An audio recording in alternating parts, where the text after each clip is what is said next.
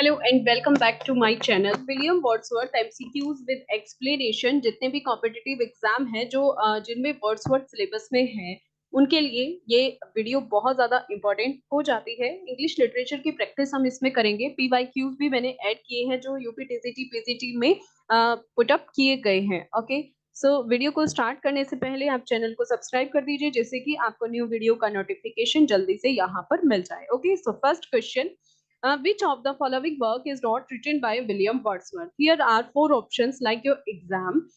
First is The Thorn, The Idiot Boy, Simon Lee, Beyond. Okay, so आपको ये पता है कि जो फर्स्ट थ्री वर्क है the thorn, the idiot boy, Simon Lee, तीनों विलियम वर्ड्सवर्थ के हैं। बियॉन्ड, बियॉन्ड किसका है? गाल्सवर्दी का हो जाता है। ओके, सो राइट ऑप्शन होगा बियॉन्ड। एक बार जो विलियम वर्ड्सवर्थ के वर्क है इनके बारे में डिस्कस कर लेते हैं।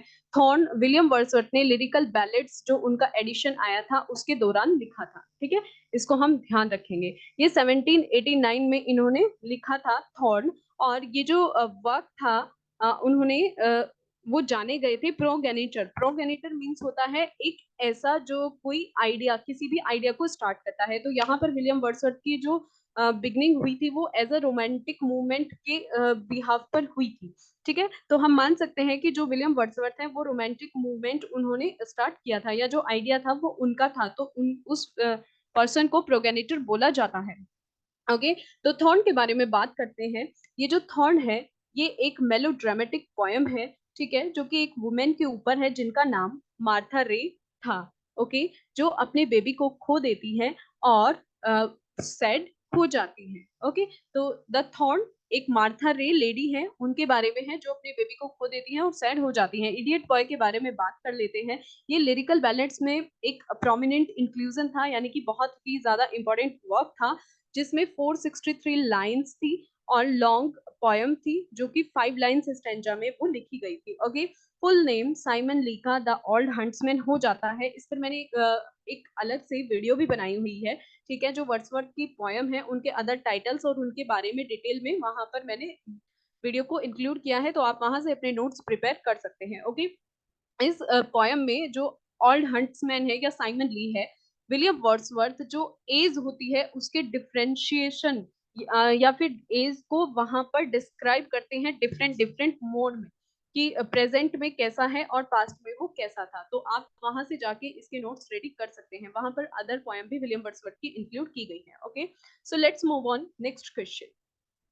Question number two, trailing clouds of glory do we come from? Okay, who is our home? This line is taken from which of the following? इनमें आपके ऑप्शंस हैं कि कौन से में से ये पोयम ली गई है, किस में से इस ये लाइंस जो है किस पोयम में से ली गई हैं? एक्सकर्शन, टिंटन एबी, इमॉर्टलिटी और प्रिल्यूड। राइट आंसर हो जाता है इमॉर्टलिटी, और जिसका फुल टाइटल है intimations of immortality from recollection of early childhood, जो कि वर्ड्सवर्थ की 1807 में पब्लिश हुई थी। वर्ड्सवर्थ की 1807 में जो कलेक्शन आया था उसमें ये पोयम पब्लिश हुई थी। ये एक ओड है, इसको हम ध्यान रखेंगे। ओके, यस, इसके आप नोट्स प्रिपेयर कर लेंगे। जो प्रीवियस वीडियो मैंने वहां पर बनाई हुई है वहां से आप इसके नोट्स प्रिपेयर कर सकते हैं। Okay, yes, next question, Wordsworth famous preface to the lyrical ballad was. ठीक है, वर्ड्सवर्थ का जो फेमस प्रीफेस था लिरिकल बैलेट का वो कौन सा था?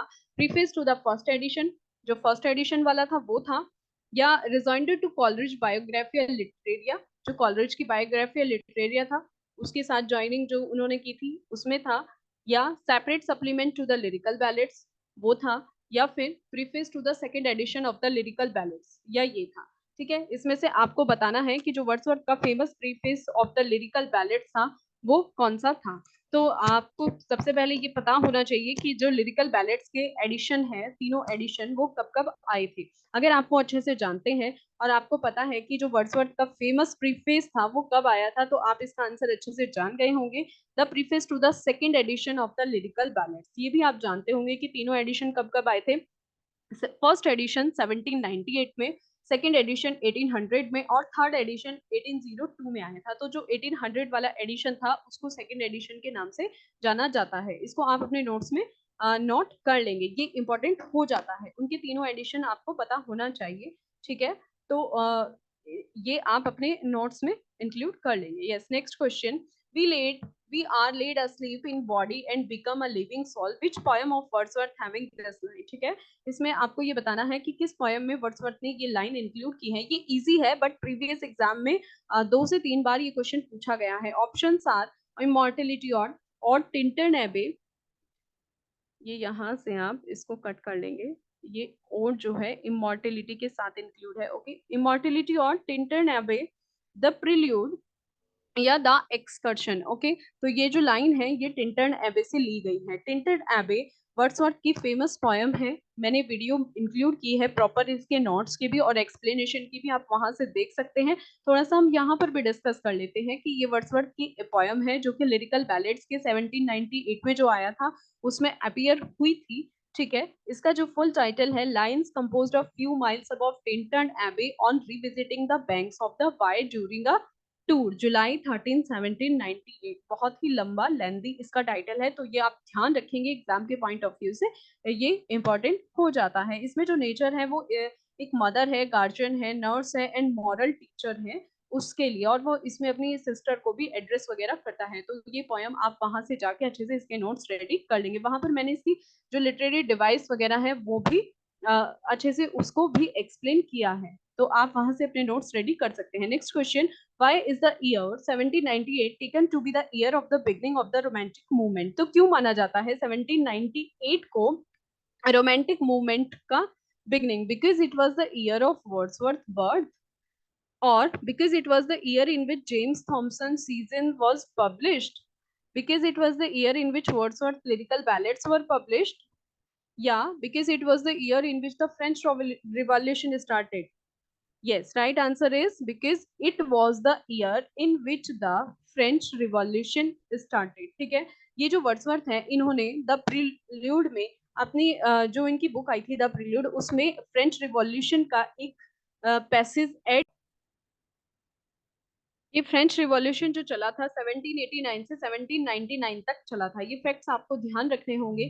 ठीक है, तो वर्ड्सवर्थ ने जो अपनी बुक बनाई थी, जो उनका वर्क था, फेमस ऑटोबायोग्राफिकल वर्क था द प्रील्यूड, उसमें उन्होंने ये पैसेज या ये सोनेट को उन्होंने ऐड किया था। ये जो वर्क है फ्रेंच रिवॉल्यूशन, उसको उन्होंने उसमें ऐड किया था। ठीक है, तो आप ध्यान रखेंगे कि फ्रेंच रिवॉल्यूशन का एक पैसेज उन्होंने द प्रील्यूड में ऐड किया था, तो इसको अपने नोट में आप इंक्लूड कर लेंगे। ओके, यस, नेक्स्ट नेक्स्ट चलते हैं। Next question, Wordsworth wrote a sonnet on, कि वर्ड्सवर्थ ने किस पर सोनेट लिखा था? तो इसको आप ध्यान रखेंगे, ये आपको पता ही होगा कि वर्ड्सवर्थ ने किस पर सोनेट लिखा था। वर्ड्सवर्थ ने शेक्सपियर, मिल्टन, सिडनी या Ben Jonson? Yes, right answer हो जाता है कि वर्ड्सवर्थ ने जो अपना सोनेट लिखा था वो मिल्टन पर लिखा था। ये हमने पहले भी डिस्कस कर चुके हैं हम। ठीक है, उनके सोनेट का नाम क्या था? लंदन 1802, जो कि वर्ड्सवर्थ का फेमस सोनेट भी रहा है। इसमें वर्ड्सवर्थ ने मिल्टन को इन्वॉक किया है। ठीक है, तो ये हम ध्यान रखेंगे कि, और यहाँ पर वर्ड्सवर्थ फील भी करते हैं, जो पॉइंट है वो फील करते हैं कि जो मिल्टन है वो इस एरा में भी जीवित हैं, यानी कि वो हम सबके बीच हैं। ओके, यस, नेक्स्ट चलते हैं। Next question is, for nature then to me was all in all, तो ये जो लाइन है ये किस पोएम से ली गई है? Tintern Abbey, the excursion, education of nature, the world is too much. Right answer हो जाता है टिंटन एबे, जिसके बारे में हमने अभी डिस्कस किया है। ठीक है, टिंटन एबे की फुल एक्सप्लेनेशन मैंने वीडियो में दी है, आप वहां से जाके देख लेंगे। फेमस वर्क है, इसकी एक एक लाइन को आपको उसके बारे में पता होना चाहिए, क्योंकि हर बार एग्जाम में एक क्वेश्चन जरूर इससे होता है। ओके, यस, नेक्स्ट चलते हैं। After whom Wordsworth became the poet laureate of England, किसके बाद जो वर्ड्सवर्थ हैं वो पोएट लॉरेट बने थे इंग्लैंड के? ठीक है, रॉबर्ट सदे, वॉल्टर स्कॉट, कॉलरिज और ड्राइडन। तो ये हमें ध्यान रखना होगा कि उनसे पहले कौन थे और उनके बाद कौन पोएट लॉरेट बने थे। ठीक है, वर्ड्सवर्थ जो है उनको पोएट लॉरेट बनाया गया था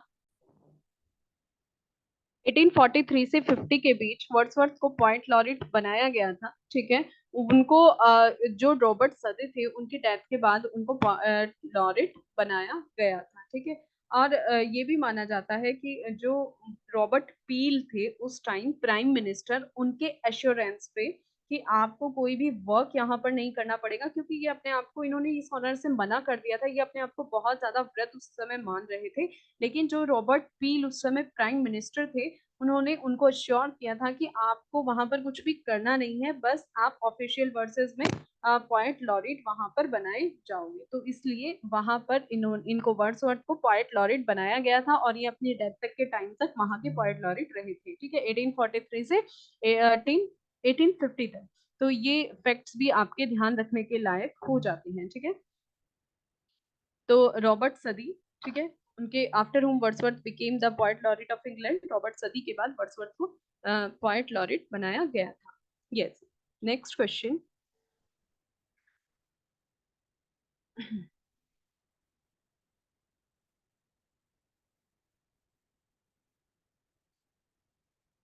who accused Wordsworth of being a lost leader. ठीक है, वर्ड्सवर्थ को एक लॉस्ट लीडर किसने एक्यूज किया था, ये भी आप इंपॉर्टेंट क्वेश्चन है।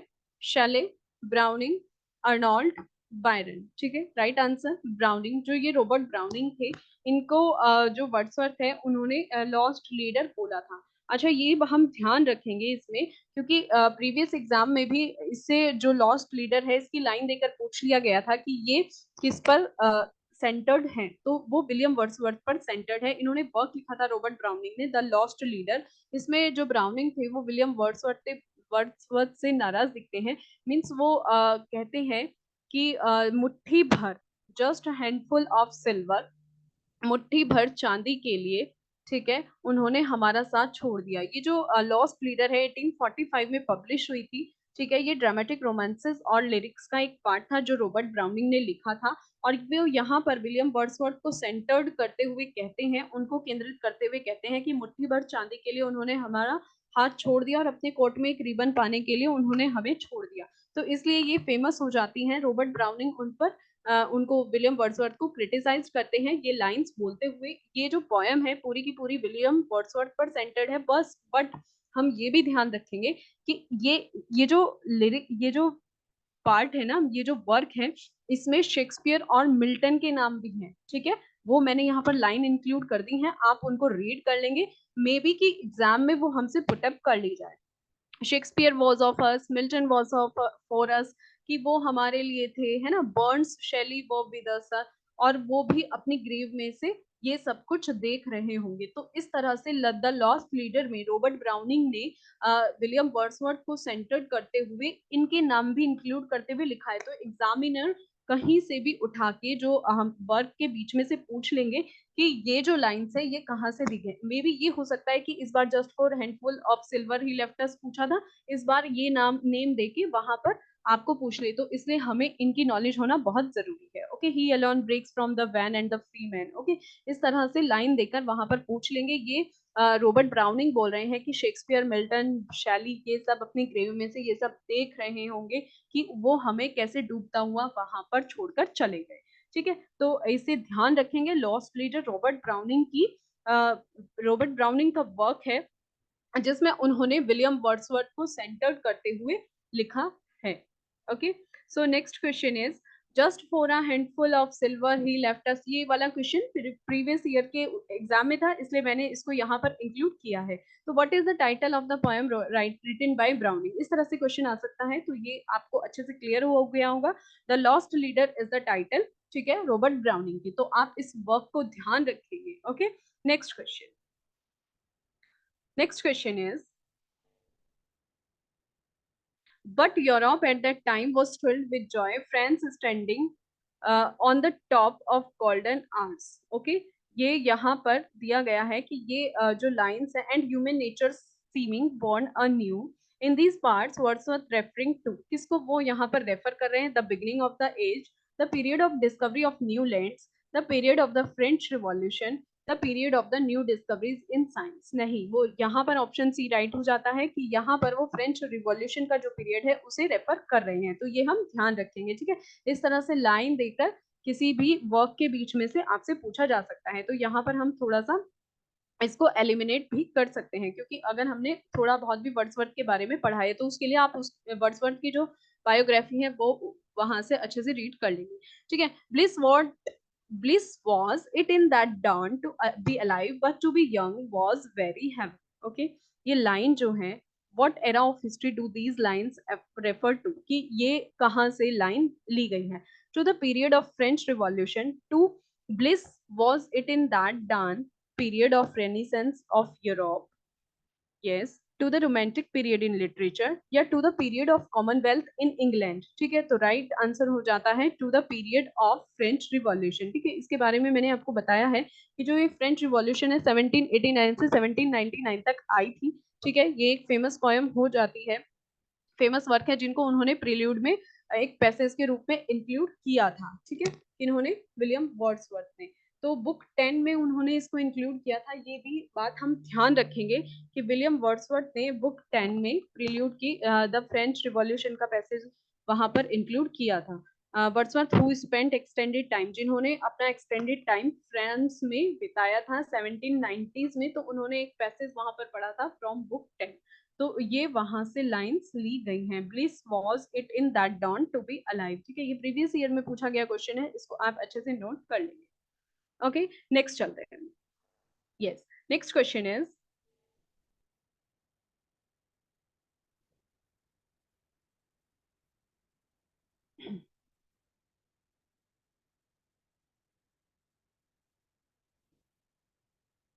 they flash upon that inward eye which is the bliss of solitude, these lines taken from which poem? ठीक है, ये जो flash upon that inward, ये फेमस पोयम है, ये हम देखते ही समझ गए होंगे। रेनबो में से है, टिंटन एमे में से है, डेफोडिल्स में से है, या सॉलिटरी रिपर में से है? क्या ये लाइन है आपकी डेफोडिल्स में से। ठीक है, जो उनकी फेमस पोयम है। और इसका अदर टाइटल क्या है? आई होप कि आपको याद आ गया होगा, है ना? सबटाइटल्स वाले अगर आपने वीडियो अच्छे से देखी है तो आपको याद आ गया होगा कि डेफोडिल्स का अदर टाइटल, तो इसका अदर टाइटल क्या है? I wandered lonely as a cloud. ठीक है, जो कि वर्ड्सवर्थ की पोयम है, और ये इसको 1802 में कंपोज किया गया था, और 1807 की जो पोयम कलेक्शन आया था उसमें इसको पब्लिश कराया गया था। ठीक है, ये एक फेमस पोयम हो जाती है, तो आप इसको भी ध्यान रखेंगे, इसको भी आप ध्यान से पढ़ लेंगे। ठीक है, okay, next question, nature never did betray, ये फेमस फेमस है, बहुत ज्यादा फेमस कोट है, और 2 से 3 बार एग्जाम में पूछी भी गई है। The heart that loved her.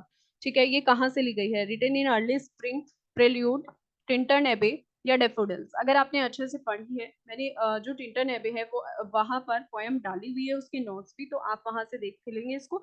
ठीक है, राइट आंसर हो जाता है टिंटन एबे। ओके, वहां से इसके नोट्स चेक कर लीजिए। यस, नेक्स्ट चलते हैं। Next question, the child is the father, the child is father of the man, and I could wish my days to be bound each to each by natural fight।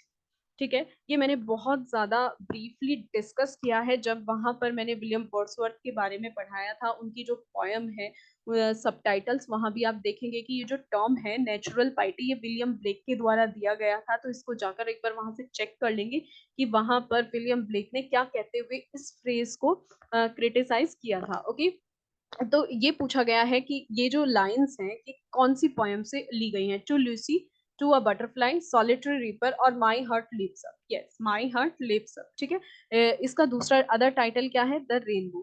तो ये poem कहाँ से ली गई है? My heart leaps up. और ऐसे भी पूछा जा सकता है कि अदर टाइटल क्या है, तो आप ध्यान रखेंगे इसका अदर टाइटल है द रेनबो। ओके, ये भी फेमस आपके लिए वर्क हो जाता है। Yes, next, the child is the father of man.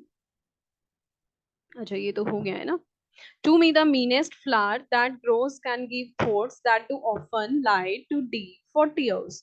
तो ये पूछा जा सकता है, इस तरह से लाइन दे दी गई जाएंगी कि to me the meanest flower that grows can give, तो ये लाइन कहाँ से ली गई है? ठीक है, अर्ली स्प्रिंग, इमोर्टेलिटी, और द डेफोडिल्स, द रेनबो। तो ये जो लाइन है इमोर्टेलिटी ऑन से ली गई है। ठीक है, जो कि वर्ड्सवर्थ की फेमस पोयम है। ओके, इसमें वर्ड्सवर्थ का ये एक इरेगुलर ओड में लिखा हुआ वर्क है, जिसमें वर्ड्सवर्थ एड्रेस करते हैं डिग्निफाइड इन स्टाइल, फीलिंग और टोन को। ठीक है, ये पोयम 2 वॉल्यूम्स में आई थी, और इसका जो मेन मोटो था क्या था? Let us sing of things a little more elevated. ठीक है, तो इसको हम ध्यान रखेंगे कि और ये जो पोयम है ये एक नॉबलर सॉन्ग था। ठीक है, और इसको रिवाइज किया गया था रेनबो में कैसे बोलते हैं, the child is the father of man and I could wish my days. Okay, तो ये चीज हम ध्यान रखेंगे। ओके, नेक्स्ट चलते हैं। Stern daughter of the voice of God, who is this stern daughter? Duty, nature, soul, conscience. तो आप इसका ध्यान रखेंगे, ये प्रीवियस ईयर में पूछा गया क्वेश्चन है। ड्यूटी जो कि जो उसकी जो जो विलियम वर्ड्सवर्थ ने बनाया था, जो एथिकल एंड डिडक्टिक टोन में लिखा गया एक वर्क है, 1805 में आया था, ठीक है, कंपोज किया गया था, और पब्लिश कब कराया गया था? 1807 में, ठीक है। वर्ड्सवर्थ ने इसमें जो मोटो रखा है, उनका मोटो लैटिन मोटो है। उसमें उन्होंने अपने मोटो को ट्रांसलेट करते हुए कहा है कि no longer good by resolve but so educated by habit that not only can I do right but that I can not do otherwise than right। तो इस तरह से उन्होंने ये लाइंस उसमें दी है। Eastern daughter of the voice of God, उन्होंने duty को कहा है। तो ये हमारे ध्यान रखने के लायक पॉइंट्स हो जाते हैं, तो आप इसको ध्यान रखेंगे, ठीक है। मेन आप ध्यान रखेंगे कि जो ये पोयम है, इसकी जो टोन है कैसी है, एथिकल और डिडेक्टिक है, जो कि 1807 में आई थी, ठीक है। इसका प्रीफिक्स लैटिन मोटो था। यस, नेक्स्ट चलते हैं। और joy that in our embers is something that doth live that nature yet remembers what was so fugitive. Okay, so ये जो लाइन है पोएम की, ये कहाँ से ली गई है? The prelude, Tintern Abbey, immortality और the excursion. Yes, right answer हो जाता है इमॉर्टलिटी और। Yes, next question. In his hand the thing became a trumpet whence he blew soul animating strains in whose hand according to Wordsworth. इस तरह से भी question पूछा जा सकता है कि किसके हैंड है according to Wordsworth? Milton's, Shakespeare, Sidney या ड्राइडन्स। यस, मिल्टन्स के हैंड है ना, जब वो उनके बारे में वहां लंदन 1802 में बोलते हैं, ठीक है। ये जो सोनेट है, ये ट्रिब्यूट है मिल्टन को, ठीक है। पहले तो उसको टू लंदन 1802 के नाम से उन्होंने पब्लिश कराया था, लेकिन वर्ड्सवर्थ ने फिर बाद में इसका जो है टाइटल चेंज करके टू मिल्टन कर दिया था, तो ये हम ध्यान रखेंगे। The sweetest thing that ever grew beside a human door, this line taken from which of the following poem? Daffodils, to Lucy, early spring, the solitary reaper. Right answer हो जाता है टू लूसी, ठीक है। Sweetest thing that ever grew beside a human door, तो ये to Lucy से ली गई है। ओके, तो ये हम ध्यान रखेंगे कि जो उनकी ये पोयम है टू लूसी, ये एक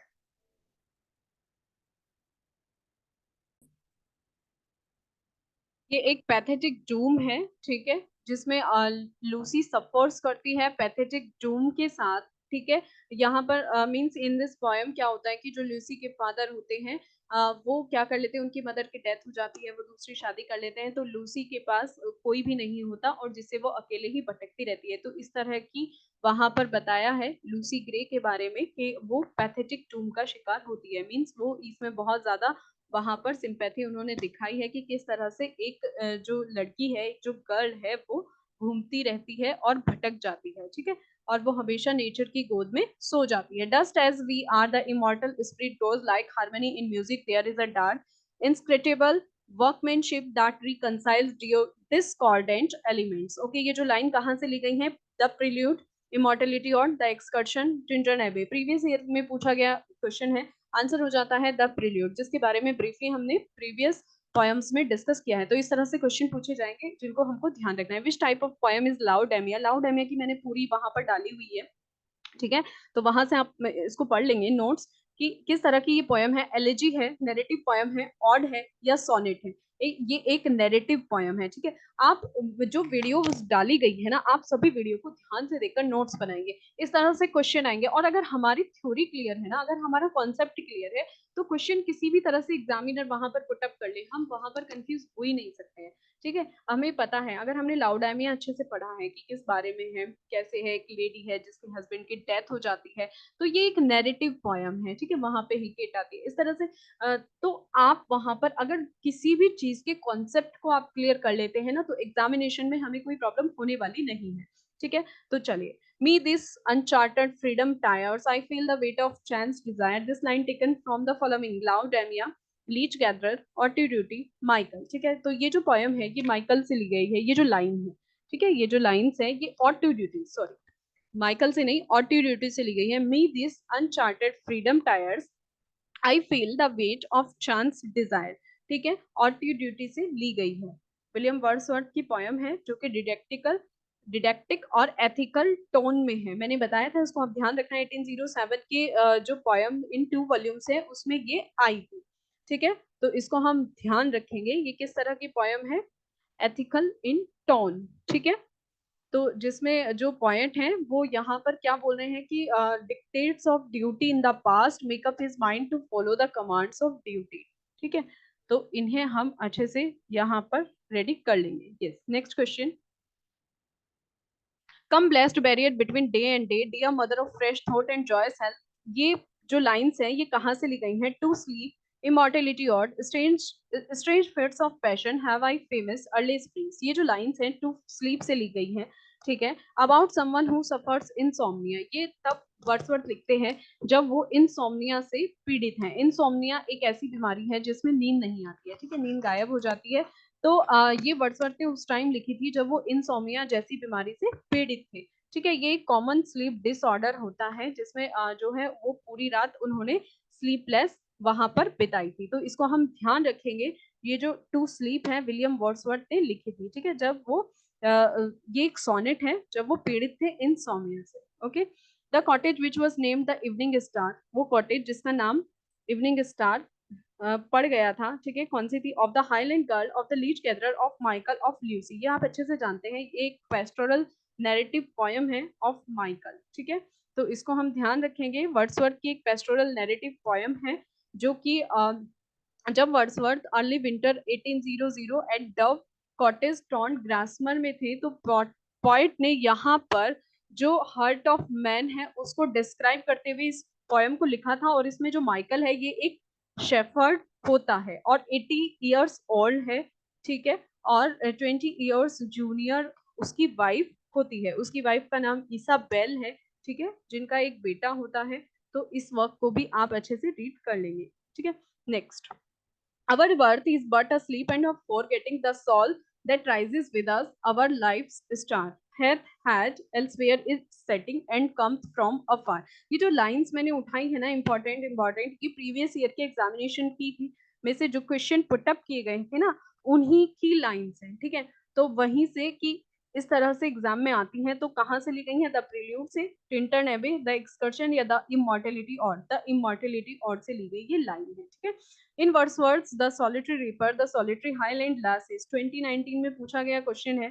ठीक है, a girl from Scotland, girl from Ireland, girl from Arabian sands, none of the above. इस तरह से ऑप्शंस दे देंगे, वहां आपको कंफ्यूज करने की कोशिश की जाएगी। ठीक है, अगर हमने अच्छे से पढ़ा है तो कंफ्यूज होने की जरूरत नहीं है। विलियम वर्ड्सवर्थ की the solitary reaper, the solitary highland कौन क्या है? Girl of a girl from Scotland. ठीक है, जो कि एक बैलेड है, जो कि एक बैलेड फॉर्म में है। तो इसको हम ध्यान रखेंगे।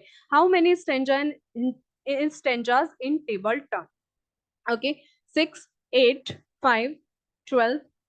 ठीक है, सो टोटल 8 स्टेंजा जिसमें 32 लाइंस है। और इसमें वर्ड्सवर्थ ने प्रमोट किया है कि nature is the best teacher. I hope कि ये जो प्रीवियस ईयर क्वेश्चंस की जो वीडियो है आपको पसंद आई होगी। ओके, अपने नोट्स बनाइए, रेडी कीजिए, बार बार पढ़िए। इससे आपका जो है क्वेश्चंस कैसे पुटअप किए जाते हैं एग्जाम में वो क्लियर होगा। और साथ ही साथ आप कॉन्सेप्ट भी अपना क्लियर कीजिए, क्योंकि एमसीक्यूज आप तभी अच्छे से सॉल्व कर पाएंगे जब आपका कॉन्सेप्ट क्लियर होगा। ओके,